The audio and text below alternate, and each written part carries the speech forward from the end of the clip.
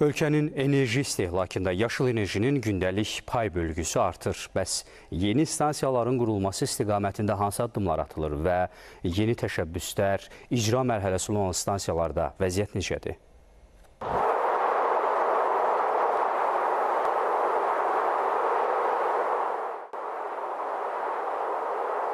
Azərbaycanın enerji sistemində yaşıl dönüşə keçid artıq rəqəmlərdən də aydın görünür. Gündəlik istehsal olunan elektrik enerjisinin demək olar ki, 1/3 bərpa olunan mənbələr hesabına əldə olunur.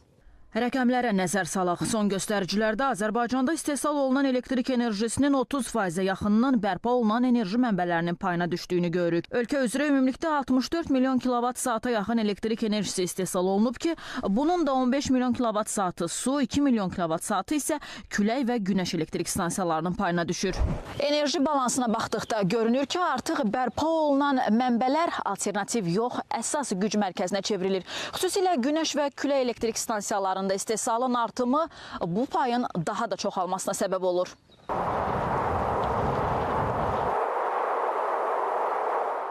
Nəhəng şirkətlərlə sıx əməkdaşlıq quruda günəş və külək elektrik stansiyalarının tikintisi ilə yanaşı, eyni zamanda dənizdə külək elektrik stansiyalarının və yaşıl hidrogenin istehsalının planlaşdırılmasına da imkan verir.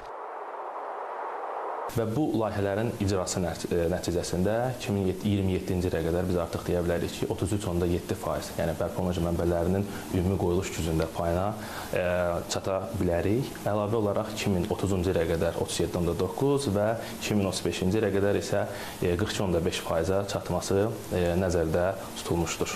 Enerji istehsalında yaşıl enerjinin hazırki payı isə 20,8%-dir.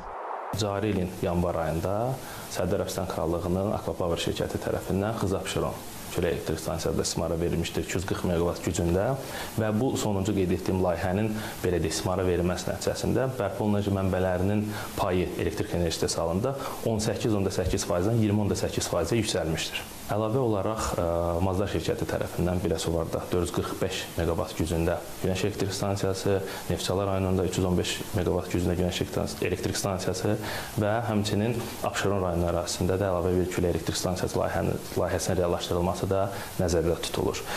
Eləcə də işğaldan azad olunmuş ərazilərdə BP tərəfindən 240 meqavat gücündə Şəfəq günəş elektrik stansiyası və hər biri 50 meqavat olmaqla Şəms və Üfüq, eyni zamanda Naxçıvanda hər biri 25 meqavat gücündə Şəms 1 və Qərbi Üfüq layihəsi üzrə işlər də davam etdirilir. Həm Laçında, Şərqi Zəngəzurda külək elektrik stansiyasının tikintisi, eyni zamanda Qarabağda müxtəlif günəş və külək layihələrin inkişafı planlaşdırılır və regionda ilk dəfə Naxçıvanda Round the Clock, yəni daimi enerji təminatı layihəsi planlaşdırılır. O nədir? Günəş elektrik stansiyası ilə enerji saxlanış sistemin hibrid sistemi.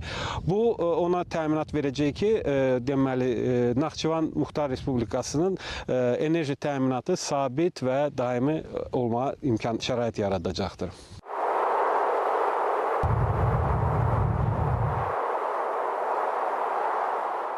Beləliklə, bu ərazilərdə istehsal olunan hər kilovat elektrik enerjisi həm ölkənin yaşıl gələcəyinə, həm də ölkənin gələcəyinə güc verən real faktordur.